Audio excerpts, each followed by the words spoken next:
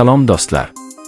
Bugun 2026 Chevrolet Damas haqida qisqacha gaplashamiz. Damas O'zbekistonda yillar davomida ishonchli va arzon mikrovan sifatida tanilgan model. U ilk bor 1990 yillarda ishlab chiqarila boshlangan va shu paytgacha soddaligi bilan mashhur. 2026 yilgi Damas dizayni oddiy, ammo amaliy, ixcham kuzov, baland tom va qulay yuk joyi. Salonida keraksiz murakkablik yo'q, hammasi kundalik foydalanish uchun mos.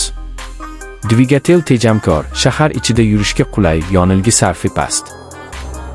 Bu avtomobil Suzuki Terry yoki shunga o'xshash mikrovanlar bilan solishtirilganda, arzon narxi va ehtiyot qismlarining oson topilishi bilan ajralib turadi. Narxi hamyonbop bo'lib, kichik biznes va oilaviy foydalanish uchun juda mos. Xulosa qilib aytganda, 2026 Chevrolet Damas kuchli texnologiyalar emas, balki ishonchlilik, tejamkorlik va qulaylikni istaganlar uchun ideal tanlov.